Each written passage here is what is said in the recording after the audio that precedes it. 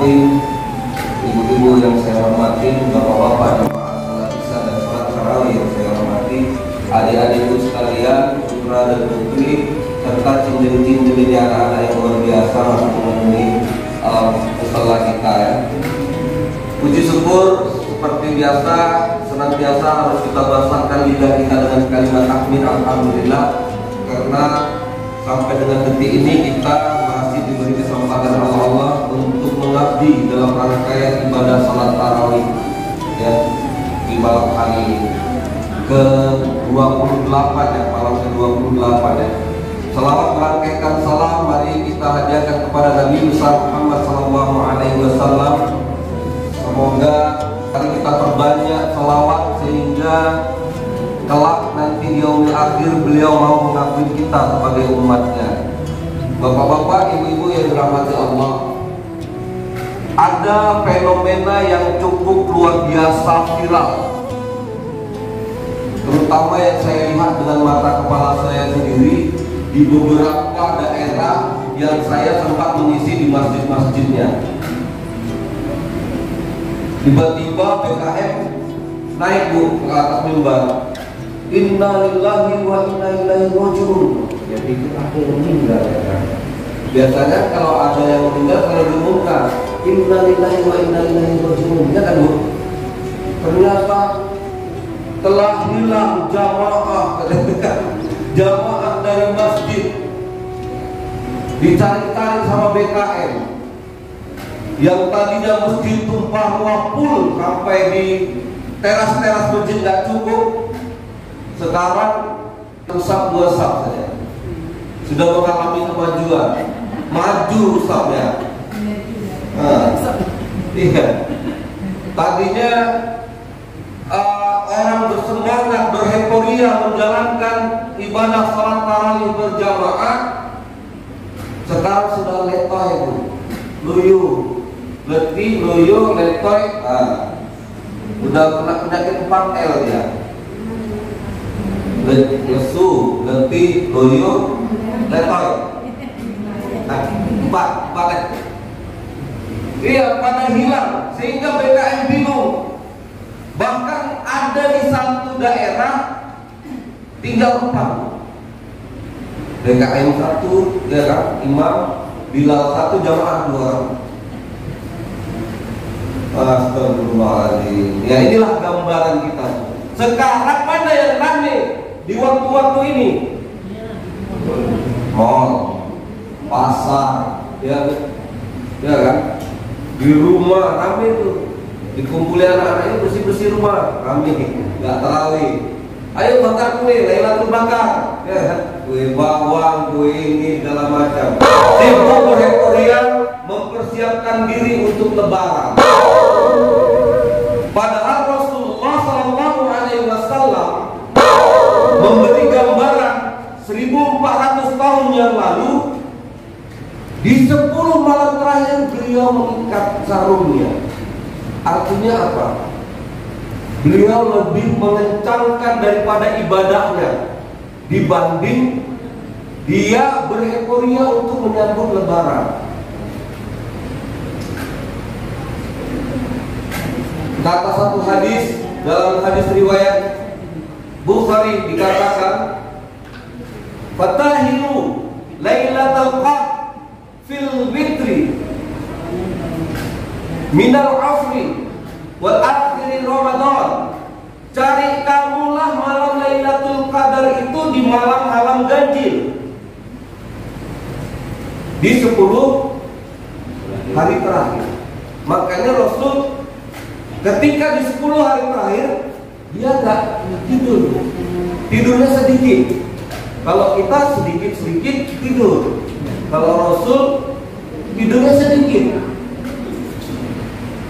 Orang dulu itu Bu, kalau sudah 10 malam terakhir, malamnya terjaga, tidurnya sedikit, apalagi siangnya dilengkapi dengan ibadah puasa dan sholat sunnahnya diperbanyak. Kalau kita sekarang malamnya tidur, siang tidur juga. Wah, pantang kata yang C, PTT, pantang terletak tidur. Ada orang di sana, gitu ngapain angkot serius banget ya, nyetok angkot, gitu duduk. Ya inilah iman kita, iman umat akhir zaman seperti ini memang. Tapi walaupun sedemikian rupa iman kita tetap semangat ya Bu. Semangat. Insyaallah. Nah, bapak-bapak, ibu-ibu yang dirahmati Allah. Jadi fenomena ini yang sekarang merebak di mana-mana. Mereka lupa bahwa ada sesuatu hal yang lebih baik daripada 1000 bulan, yaitu malam Lailatul Qadar. Apa saja persiapan kita untuk mendapatkan Lailatul Qadar ini? Yang pertama, ya, Rasulullah itu beriktikaf, perbanyak iktikaf di masjid.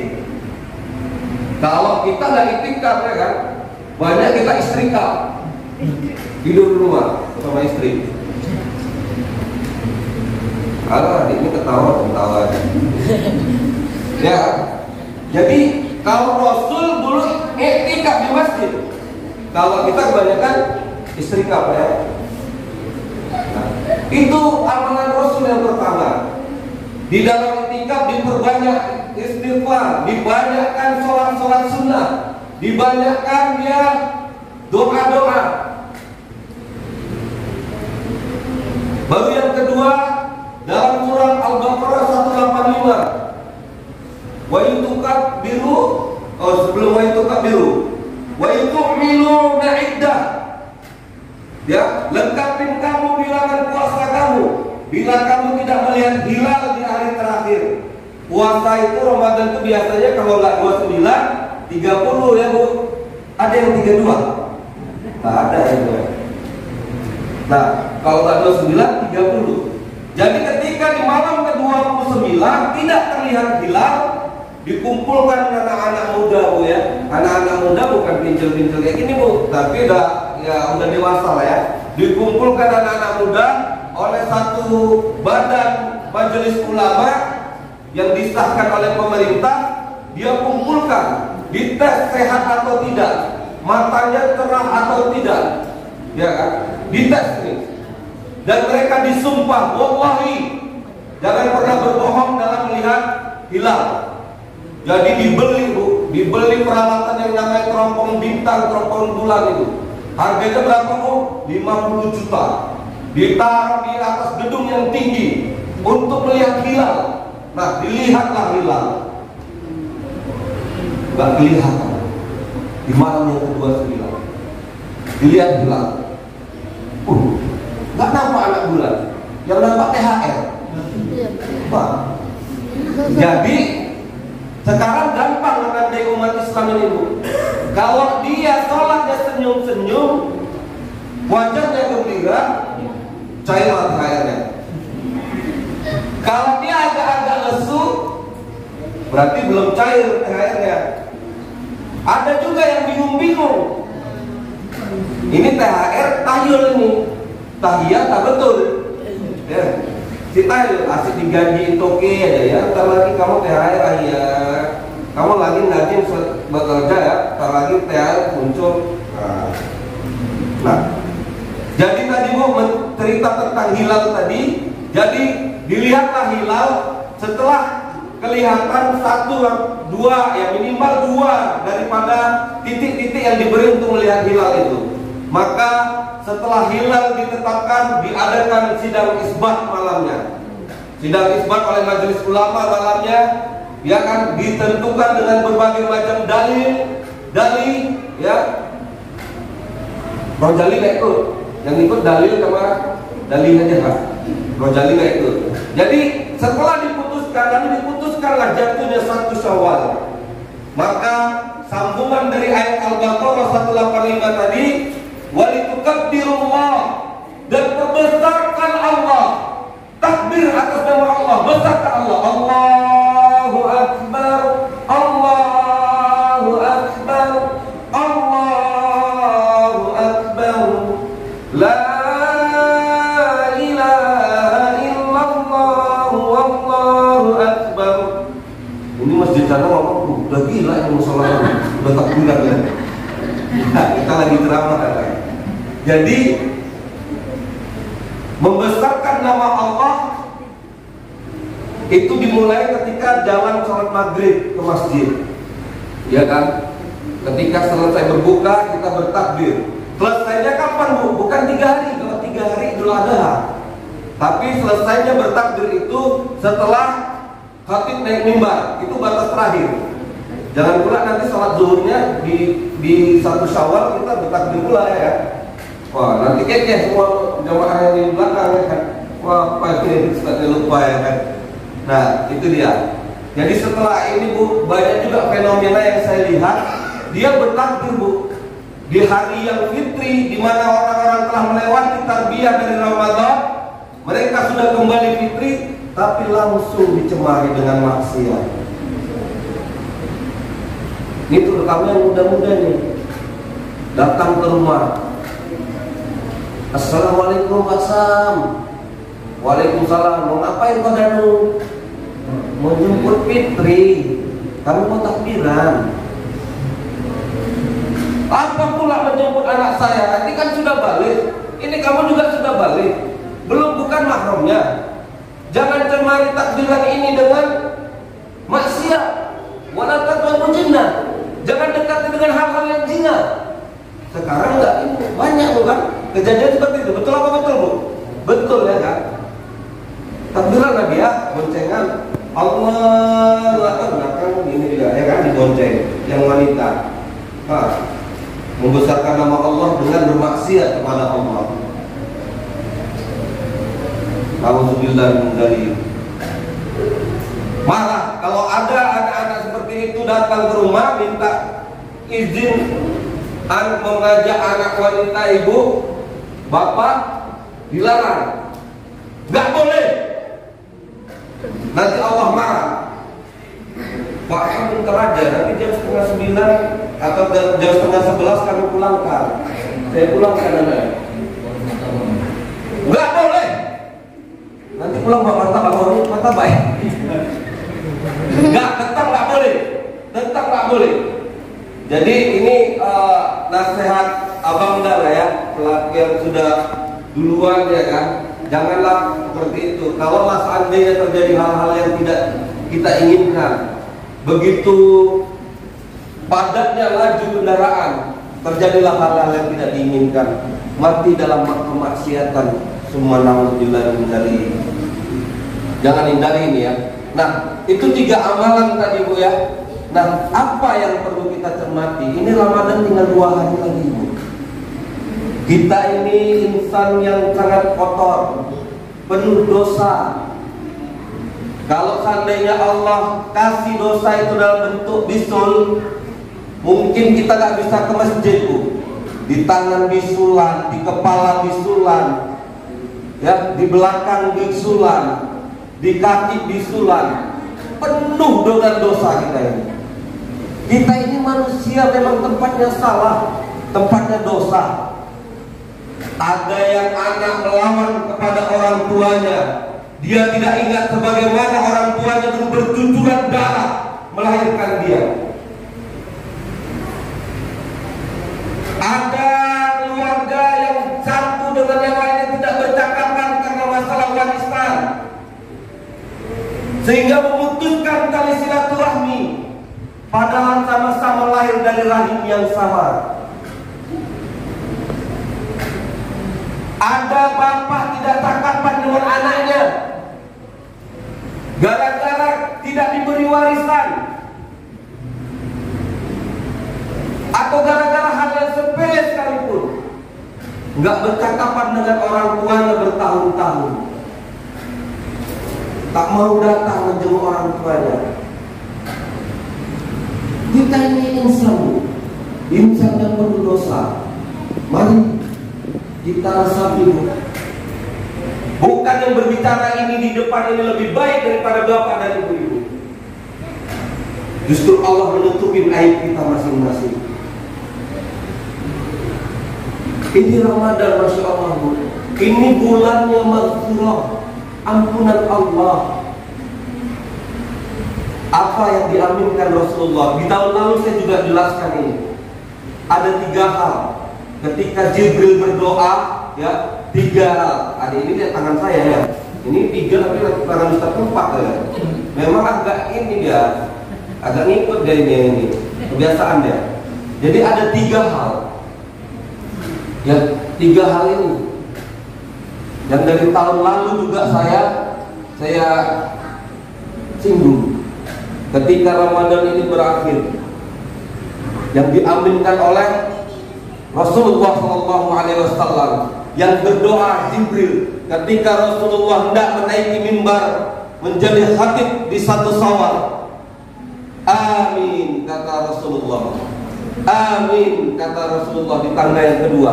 Di tangga yang ketiga, amin.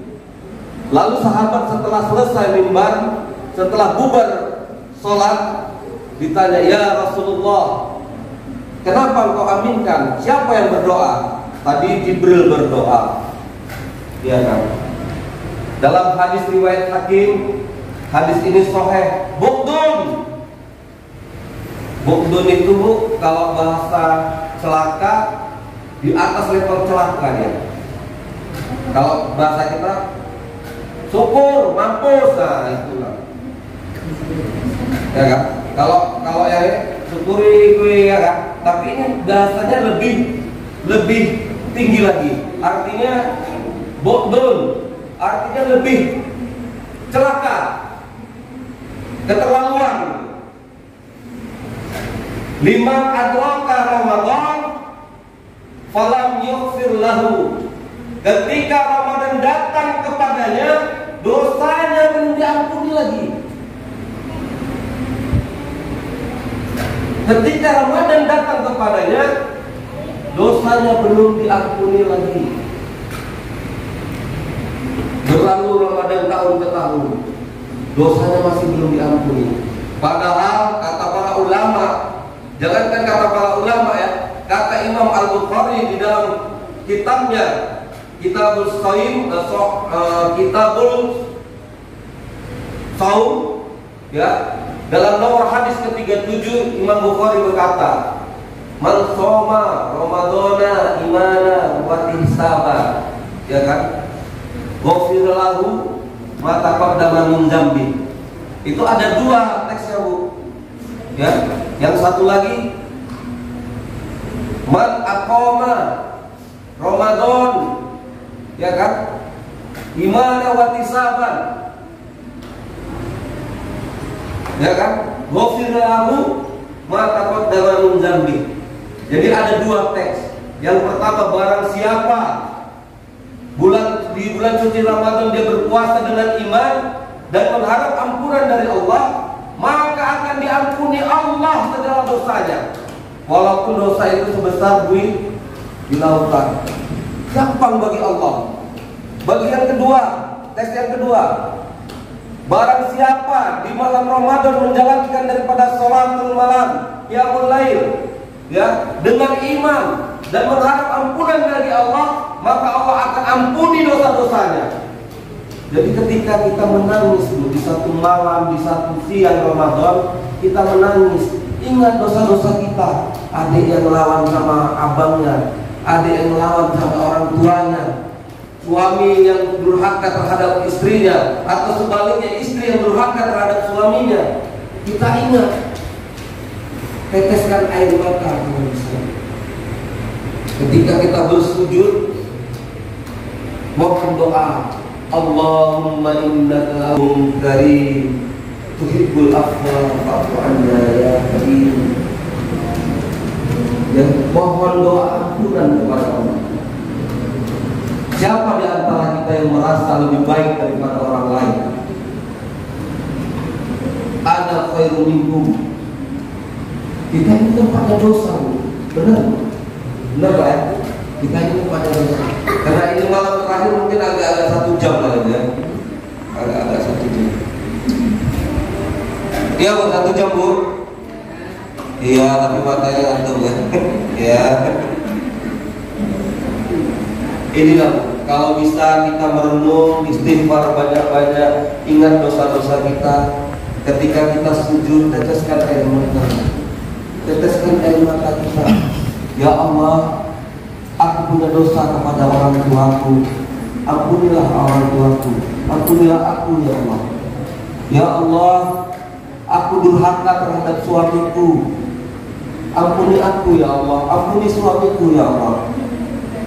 Bacakan, mohon doa itu. Allahumma innaka afuwwun karim tuhibbul afwa fa'fu anna. Allahumma innaka afuwwun karim tuhibbul afwa fa'fu anna. Jadi doa ini bukan hanya dibaca oleh Bilal. Ini doa kita ketika kita bersujud, kita bisa baca doa ini. Kalau kita meneteskan air mata berarti itu kita menyadari dosa-dosa kita yang sebesar gunung. Mari untuk itu sama-sama kita supaya kita beristighfar, mohon ampun kepada Allah.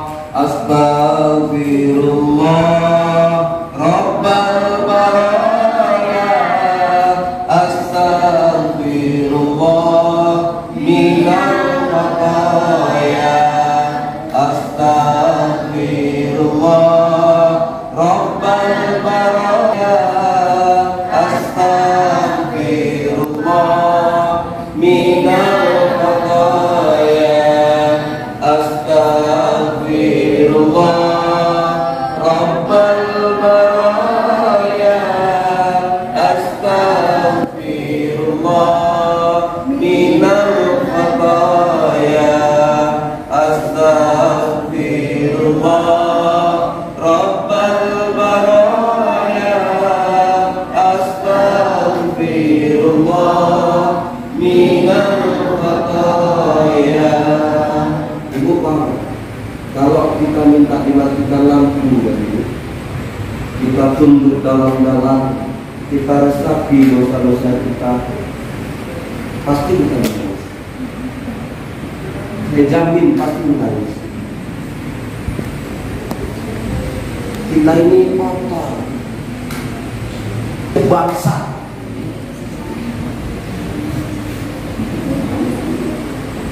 Ada dosa-dosa yang mungkin kita tidak perlihatkan sama orang-orang pun tidak bisa melihat dosa kita. Ditutupi oleh Allah asbab kasih sayang Allah. Saat rame-rame kita mungkin semangat beribadah, tapi saat sendiri-sendiri kadang kita bermaksiat kepada Allah. Ingat Bu, Allah mudah mengampuni kita. Hablum minallah, itu gampang bagi Allah. Mengampuni dosa-dosa kita sebesar gunung sekalipun, Allah pasti akan ampuni kalau kita bertobat nasuha. Kecuali syirik ya, Allah akan ampuni kita. Yang masalah dosa sesama kita, kita ada menggunjingkan dia, kita membicarakan dia, kita mengotor-ngotorin apa yang seharusnya itu tidak menjadi yang dia lakukan. Kita katakan kepada dia, dia pelakunya. Menggibah, memfitnah, namimah. Namimah tahu ya Bu? Adu domba. Akibat omongan kita berantem sekolah dengan sekolah. Itu masih hal-hal yang seperti itu. Belum kepada orang tua.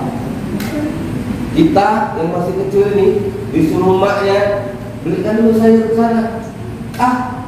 Dosanya besar. Nanti dulu mak. Dosa besar.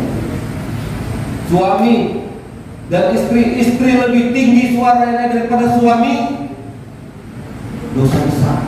Rasulullah bersabda, seandainya boleh oleh Allah, akan kusuruh manusia itu seorang anak sujud menyembah kepada ibunya. Kalaulah boleh, kata Rasulullah, dan diizinkan oleh Allah, maka aku perintahkan seorang anak itu bersujud menyembah ibunya.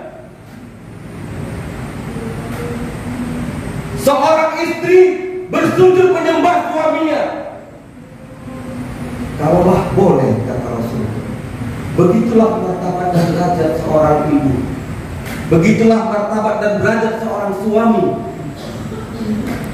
Jadi bagi kita kadang-kadang seluruh sama suami, merepet sama suami. Ya, sebenarnya bukan hak kita untuk merepetin suami itu.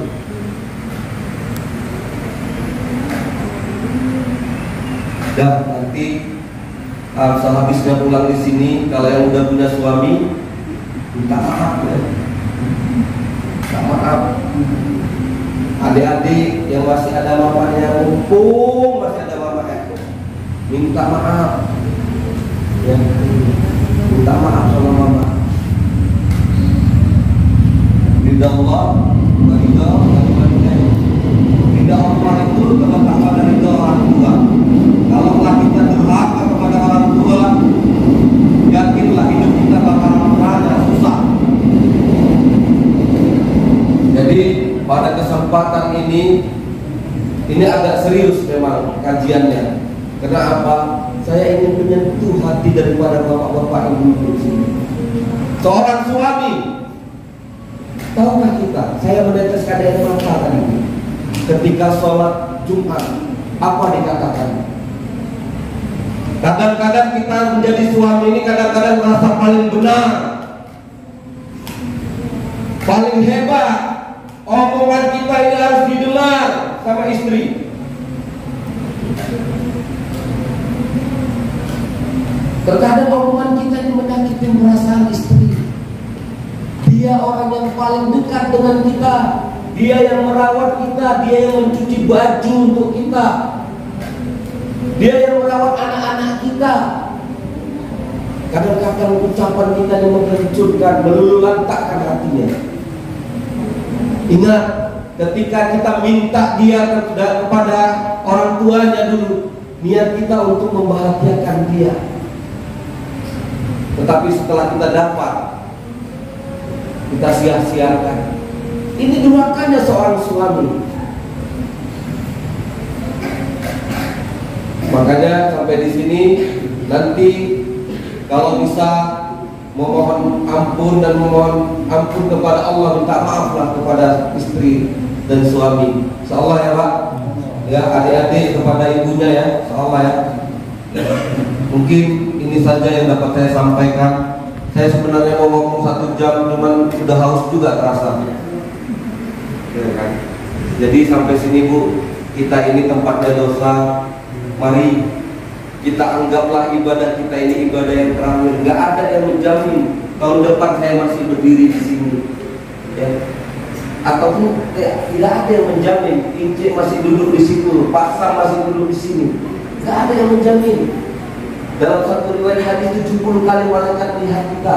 Kapan ini waktunya Huzaifah? Oh, waktunya belum. Ya, oh Ince, oh waktunya udah dekat. Oh, dia ada Huzaifah, waktunya belum. Ince lihat, minggu lagi. Ince ini ya kan? Kok asik aku aja yang udah dekat aja. Jadi bapak-bapak ibu-ibu, ya kita serius tapi santai. Mudah-mudahan apa yang bisa saya sampaikan ini menjadi amal jariah untuk saya. Ya, ini belum tentu lebih baik daripada ibu-ibu. Ya, yang duduk juga belum tentu lebih buruk daripada yang berdiri. Ya, yang berdiri itu yang menyampaikan baik di hadapan Allah, yang mendengarkan juga baik di hadapan Allah. Tetapi yang akan lebih baik di hadapan Allah itu adalah dia yang mendengarkan dan mengamalkannya. Bukan hanya kami Bu, sekedar cakap misalnya, nggak ada amal. Yang berdiri di depan ini cuma ngomong aja, tapi tak amal misalnya. Masya Allah. Ya. Nah bagi adik-adik juga mulai dari sekarang, kalau kalian sayang, bagi yang putri sayang kepada orang tua, tutup aurat kalian. Ya. Belajarin secara fikihnya aurat wanita itu sampai mana aja yang boleh dilihat oleh yang bukan mahramnya. Karena apa nih? Dosanya itu mengalir kepada bapak kalian. Dosa kalian melihatkan aurat kepada laki-laki ini, si hidung belang, ya, dosanya ngalir kepada bapak kita. Iya. Makanya mulai dari sekarang, ini momentum kita Ramadan ini, mari kita buat perubahan sehingga di tahun depan kita menjadi insan yang lebih baik. Insya Allah ya Bu. Insya Allah Pak ya. Ya, mungkin sini saja. Mari kita tutup dengan doa para majelis. Subhanallah wa bihamdihi, subhanakallahumma wa bihamdika, asyhadu an la ilaha illa anta, astaghfiruka wa atubu ilaik. Tapi sebelum itu saya mohon maaf bila ada kata dan ucapan saya menyakitin hati dan perasaan ibu-ibu. Tolong maafkan saya Bu ya. Maaf ya Bu. Maaf ya Pak. Ya, mungkin barangkali mungkin